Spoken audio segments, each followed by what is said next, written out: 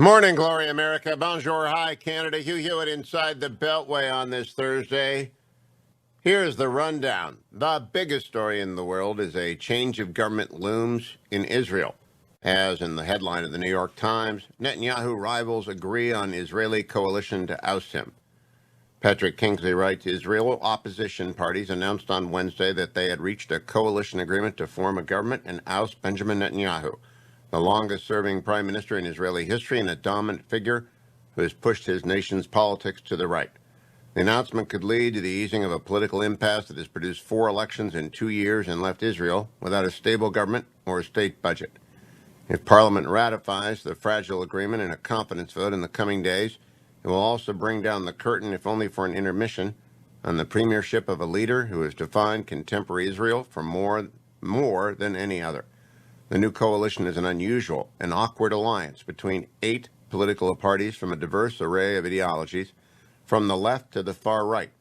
While some analysts have hailed it as a reflection of the breadth and complexity of contemporary society, others say its members are too incompatible for the compact to last and consider it the embodiment of Israel's political dysfunction.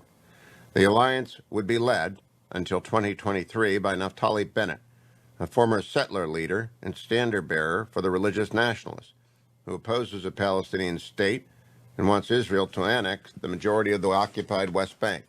He is a former ally of Mr. Netanyahu, often described as more right-wing than the prime minister. If the government lasts a whole term, it would then be led between 2023 and 2025 by Yair Lapid, a centrist former television host considered a standard-bearer for secular Israelis. It was Lapid who was picked by the president, Reuven Rivlin, 4 weeks ago to try and form a new government. It was Mr. Lapid who called Mr. Rivlin at 11:22 p.m. on Wednesday night, with just 38 minutes left before his mandate expired, to inform him that he had assembled a fragile coalition. The Washington Post headline, Israel opposition lawmakers say they're ready for parliamentary vote to replace Netanyahu. The Wall Street Journal, Netanyahu rivals agree to form new government to oust Israeli leader. In the Financial Times, Israel opposition leaders agree to oust Netanyahu. And this is the key story from the Times of Israel. Planned Lapid-Bennett security cabinet would have right-wing majority. Under a planned unity government being put together by Yesh Atid leader, that's a party, Yair Lapid, and Yamina chief Naftali Bennett, another party, in a bid to oust Prime Minister Benjamin Netanyahu, the top-level security cabinet will have a clear majority of right-wing members, Hebrew media reported Sunday. The reported makeup of the body would indicate the extent of the concessions made by Lapid to Bennett, and comes with Netanyahu trying to portray the emerging coalition as a left-wing government. But according to the Khan public broadcaster and Channel 12 News, the high-level body will be made up of either 10 or 12 members, but in either case with a clear right-wing majority. According to the reports, the security cabinet will have 3 Yamina members, Bennett, Ayelet Shaked, and Matan Kahana. There will be 2 members from the Likud breakaway New Hope Party, Gideon Sa'ar and Ze'ev Elkin, along with another hardliner, Yisrael Betenu's Avior Lieberman. Atid will have only 1 security cabinet member, Lapid. There will also be 1 representative from Blue and White, Benny Gantz, not really a dub, 1 representative from Labor, Marav Macaulay, and 1 from Meretz, Nitzan Horowitz. So it's going to be a 6-4 or 7-5 majority on the issues of most concern to most Americans, which are the security issues in the Middle East. It is the only democracy in the Middle East. It is our closest ally there, followed closely by the United Arab Emirates, little Sparta, and Egypt, but it is our closest ally. It is a nuclear power, and it faces down, it's the front line of defense against Iran and its proxy Hezbollah and terror throughout the region. So the key thing for Americans is not who's running the Ministry of Transportation in Israel, who's in charge of the desalinization, who's dealing with cultural affairs. It is noteworthy that an Arab party will be part of the coalition. Again, evidence of Israel's healthy and vibrant democracy. But with Netanyahu leaving the scene after many years, it's sort of like Merkel leaving the scene after 10 years. Who comes next? Well, Naftali Bennett. The Times has a profile of him. The morning after Donald Trump's victory in the 2016 presidential election, Naftali Bennett, the energetic leader of a relatively small Israeli pro-settlement party, exulted before an audience of foreign reporters in Jerusalem. The era of a Palestinian state is over. Now, Mr. Bennett, who is 49, a former high-tech entrepreneur who insists there must never be a full-fledged Palestinian state and that Israel should annex most of the occupied West Bank, is poised to become Israel's next prime minister, replacing Benjamin Netanyahu. Mr. Bennett, a former ally of Mr. Netanyahu, often described as more right-wing than the prime minister, is the independently wealthy son of American immigrants. He first entered the Israeli parliament 8 years ago and is relatively unknown and inexperienced on the international stage, leaving much of the world, not to mention many Israelis, wondering what kind of a leader he might be. Shifting between seemingly contradictory alliances, as he's been called a right-wing extremist, a pragmatist, and an opportunist. But in a measure of his talents, he has now pulled off a feat that is extraordinary even by the perplexing standards of Israeli politics. He has maneuvered himself into the top office, even though his party, Yamina, won just 7 of the 120 seats in the parliament. A canny, ambitious beneficiary of Israel's prolonged political morass, Mr. Bennett leveraged his modest but pivotal electoral weight after the inconclusive March election in Israel's 4th in 2 years. He entered coalition talks as a kingmaker and emerged as the one wearing the crowd. In a career full of paradoxes, Mr. Bennett, once a top aide to Mr. Netanyahu's 71, played a crucial role in toppling his former boss, Israel's longest-serving leader. As a result, Mr. Netanyahu was brought down, for now at least, not only by his longtime rivals on the center and the left of the political spectrum, but by someone considered even more hardline. Mr. Bennett has long championed West Bank settlers, once led the council representing them, but he has never been a settler himself and lives in Ra'anana, an affluent town in central Israel, with his wife and 4 children. He's religiously observant. He would be the first prime minister to wear a kippah, but he will head a governing coalition that is largely secular. He is best known for his views on settlements, annexation, and Palestinian statehood that many on Israel's left and center, not to mention much of the world, consider not just wrong, but dangerous. Again, where does the world get off? It's Israel's policy, not the world's policy.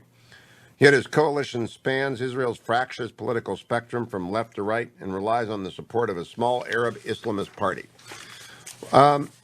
There is also a story in the Telegraph this morning why Naftali Bennett's coalition of Israeli right-wingers and Arabs could swiftly fall apart. It's a photo op coalition, they say. Well, whatever it is, it's change. And it looks like it's going to be sworn in. They're going to move quickly to get 61 votes to throw out the Speaker of the Knesset. And then it will all unfold in 10 days, and Benjamin Netanyahu will go into opposition.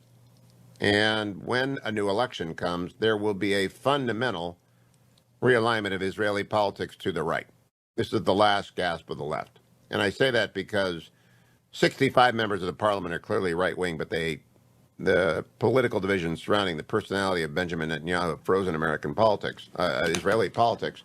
So when the next election occurs, and I don't think this government will go 4 years. It's got 5 years. It's got too many inherent flaws. The parties will reassemble. I don't know that Netanyahu doesn't retire. He's got his corruption trials. I don't know where they stand. Neither do I know anything about Israeli law, nor did I stay at a Holiday Inn in Israel, nor do I nobody knows. But when it's over, there will be probably a primary challenge to him within the Likud, the largest party in Israel, which he has led for many, many years. So we will watch and see. Other headlines of the morning: Justice Department secretly obtained New York Times reporter phone records during the Trump administration. By the way, the Justice Department did the same thing on reporters' records during the Obama administration.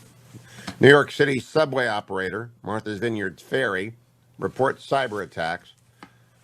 There is a third seat on the Exxon board going to an activist. That company, you couldn't get me to buy stock in that right now. Who knows what's going to happen?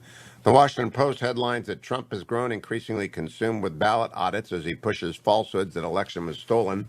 It's based primarily on third-hand reports of people who talk to him, hearsay sort of stuff.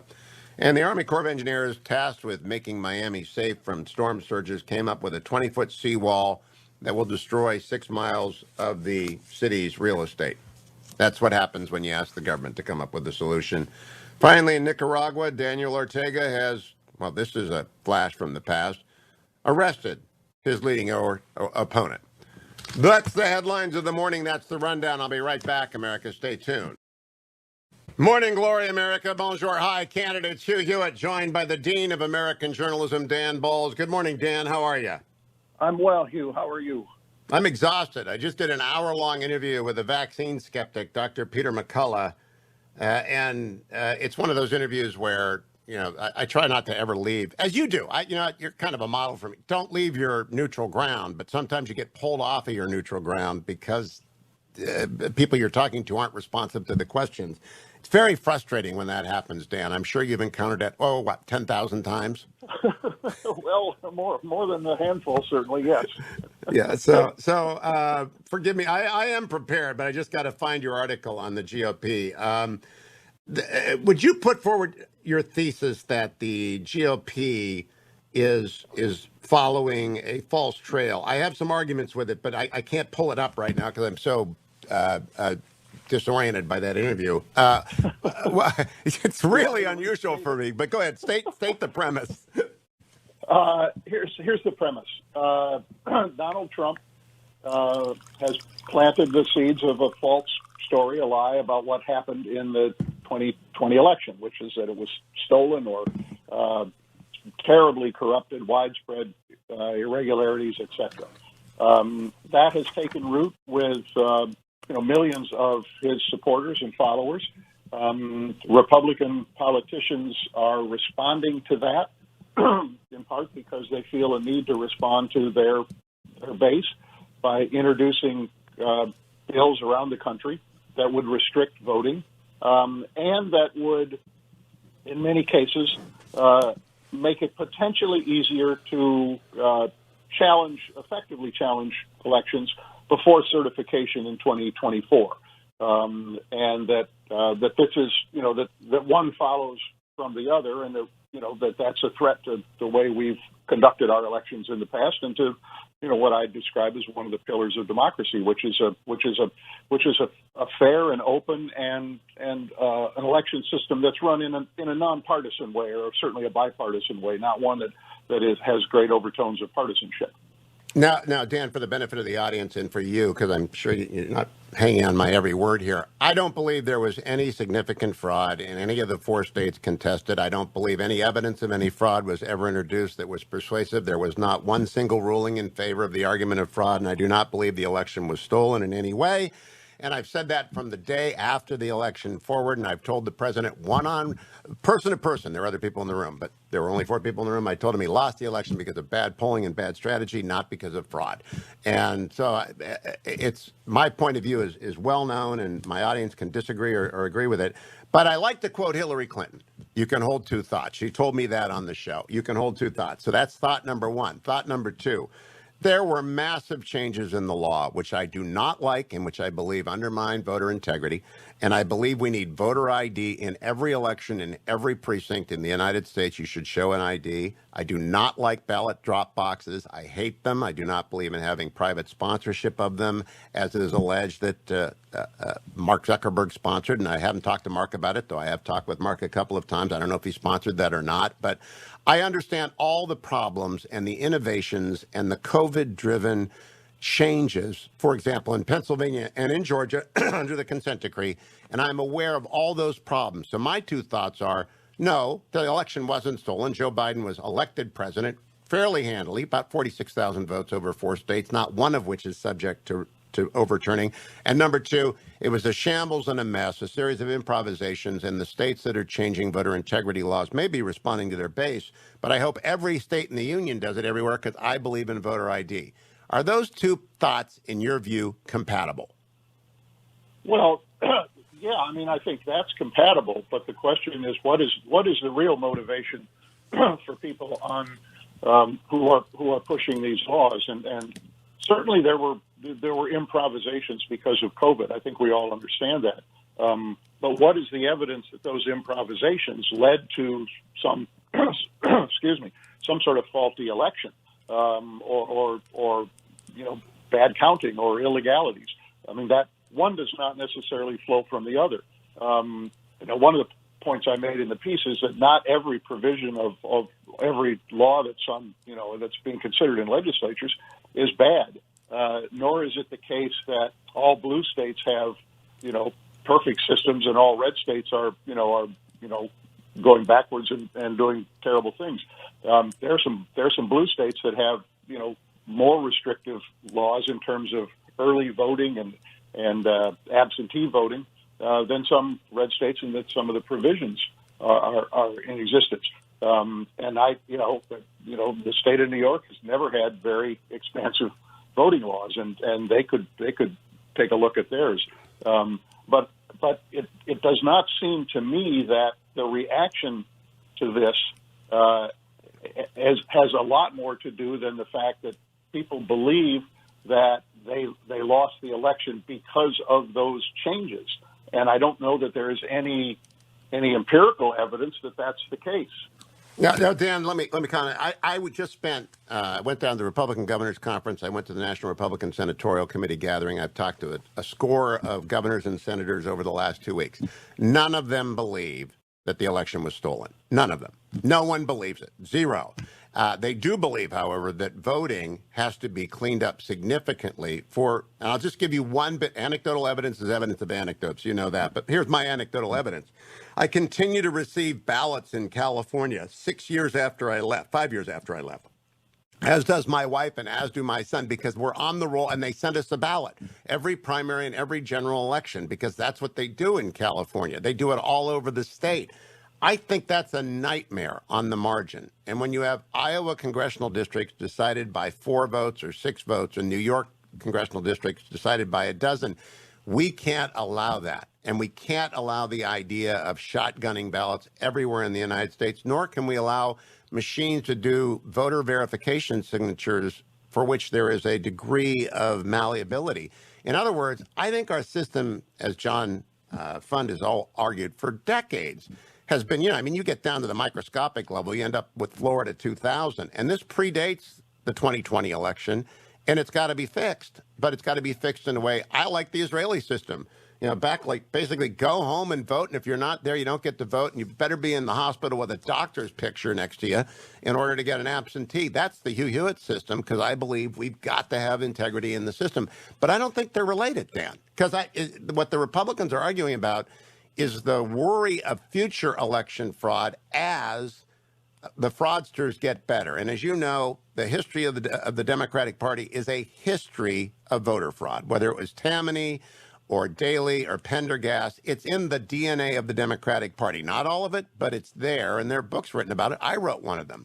You have the floor. I just sometimes think we conflate too many issues and they all get jumbled together when they shouldn't be jumbled together. Well, we're long past the Tammany era, and I mentioned New York as a case in which it has essentially ancient or archaic voting laws. Yes. And I agree that voter rolls need to be made as up to date as possible. I mean, I'm not arguing that there are no reforms that could be done in the name of making elections more effective, more efficient, and in which people have confidence in them. But what I'm seeing is something that goes beyond that. That some of these things certainly do appear aimed at making it more difficult for Democratic voters to turn out, and that to me, and again, as I said,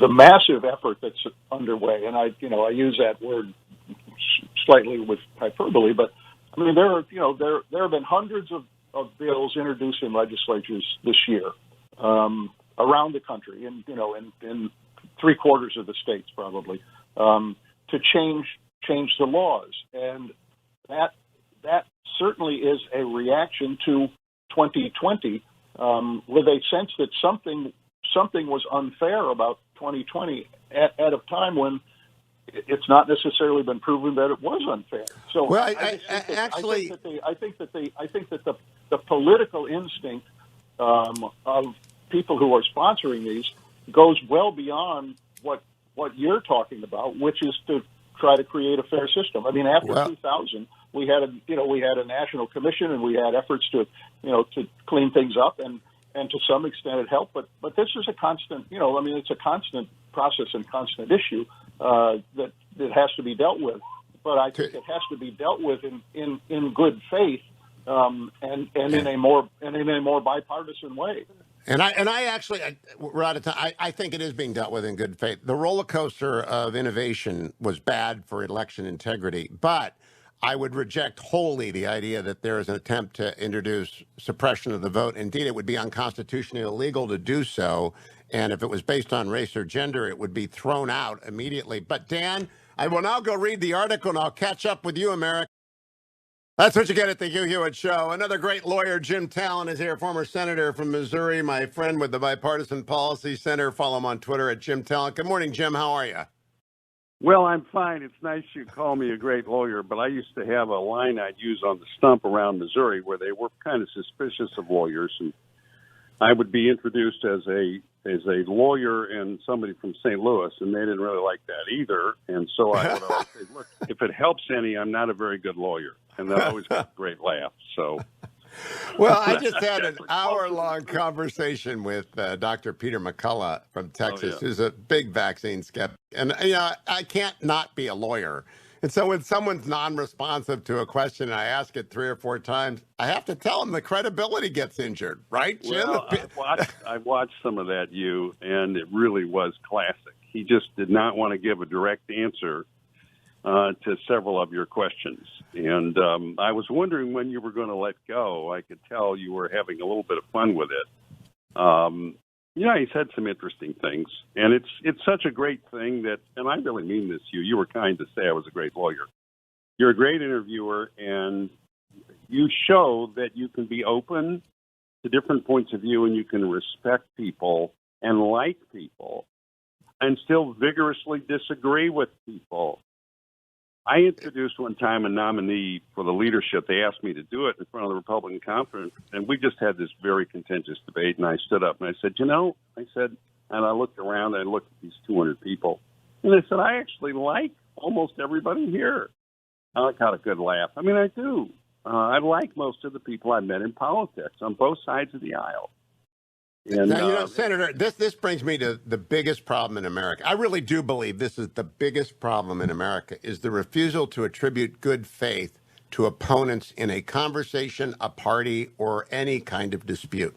And Jake Tapper, with whom I have disputes, came up, I call it the Tapper rule, which is I will indulge the presumption of good faith in everyone until proven otherwise. And so when I had Dr. Collins on yesterday and we disagree, I know he's operating in good faith. I know the man. And when I have on Dr. McCullough, I know he's operating in good faith.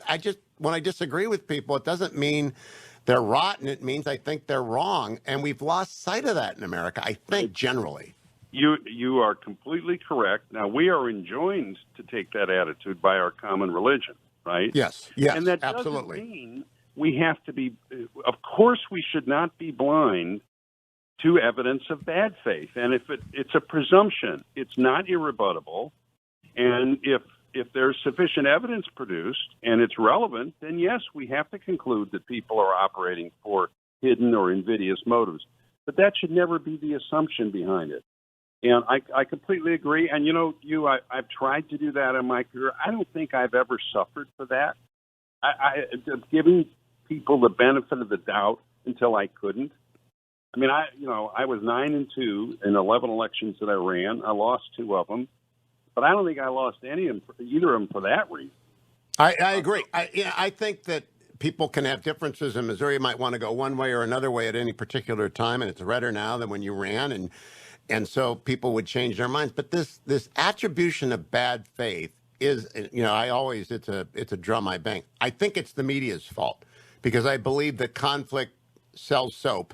And so the manufacturing of conflict and with it, ferocity of temper is what drives so much of the media cycle.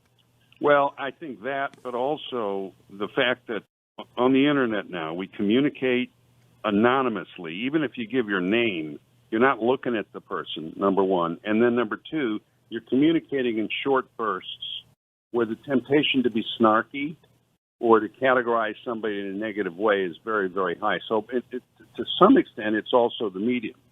But I would agree with you. And, you've talked about this a lot, and you're correct. When reporters or journalists or pundits or whoever's doing it, when they do not understand issues and they take a very simplistic view of it, then they tend to believe that anybody who disagrees with them has to be really bad, because otherwise they would see the great truth that they see. I had where I've hijacked your interview, but I remember a guy who took me under his wing in the legislature when I was still in my 20s. We were having a very contentious debate, and I was listening, and he walked up behind me and he said, Jim, there really are two sides to almost everything. Huh? Oh, that's true. And this anticipates a conversation I'll have next week with David Bossie, who's in charge of setting up the debate rules for 2024. Right. I believe that the Republican National Committee has to exile mainstream media from the primary debates. I would let Jim Talent ask questions, and Robert O'Brien and Hugh Hewitt, and Mary Catherine Ham. I would go out there and find as diverse and broad a way of center-right people to ask questions, because I do not believe our party should be hijacked by people who believe that they are wrong and rotten at the same time. What do you think about that? This is something I remember talking with Romney's people in 2012. We have to get out of this mode of doing these debates, and not only because questions are asked which are, unfair or focusing on very minor issues, but because of the big issues that are not brought up unless somebody like you is on the panel. And you mentioned this the other day to the chairman. Like, what about, for example, the national defense, which, or the Navy as a which is hugely important. Our friend Jerry Hendricks has written so extensively about this. What about the issue of whether we should reorient our philosophy, foreign policy, and defense philosophy towards a maritime direction? That's a presidential level decision. Now, how you do it is not, whether you build frigates or whether you build unmanned or whatever. That's not a presidential level decision. But the basic question of whether we have retreated too much from being a maritime power is, and those questions need to be asked. And I think they're above the pay grade of a lot of them. One of them would be the other night, the Nixon seminar. Former Secretary of State Pompeo and Robert O'Brien were discussing with the under 50-year-old members of the seminar whether or not there were means to drive a wedge between Russia and China in great power competition. That's high-level stuff, and it's important. And do you think we'll ever get a great power competition question from anyone in the media about whether or not it is in the United States national interest to attempt to drive a wedge between Russia and China? And the fact that we haven't had that question, at least I don't recall it. Now, Never. No. Yeah, I don't think so, is a confession of the bankruptcy of the debate system, because as you know, the president is the primary architect of American foreign and national security policy. The Constitution confides this in that office. It is inevitable, and it's probably the most important thing they do. When you get in areas like domestic policy, like as we're seeing now, like the infrastructure bill, whether you like it or not, that's basically going to be congressionally driven if we pass one at all. Okay, but foreign policy is different, and we don't get good questions about these kinds of subjects. And since they know that's not going to be asked, they don't study up. In other words, they don't really think deeply about them, the candidates, which means the one who wins hasn't necessarily done the kind of work that he or she should have done. No, you pushed a button of mine. You're absolutely correct about it. Well, then, last question, Jim. The Presidential Debate Commission is just a completely dysfunctional organization now. And I think Ronna McDaniel sent a letter to them the day after our conversation detailing that. Could that be salvaged with new membership, or do we just have to go back to what it was, which is the campaigns negotiate with each other, and if they can't come to an agreement, there's no debates? Yeah, I think it's the latter, because we don't have control over putting new members on. Maybe it could be done, but to try and reform an organization from the outside is very, very difficult. Again, I've been through this, not as a candidate, but as somebody who was, a senior advisor, really, to a candidate. And I conclude, because a lot of good people have tried to do that and have failed. So I'm starting to think that we need to plow around it, as Lincoln said. If the log is too big to pull out, plow around it. Yep. You plow around. And I think that's what we're going to have to do.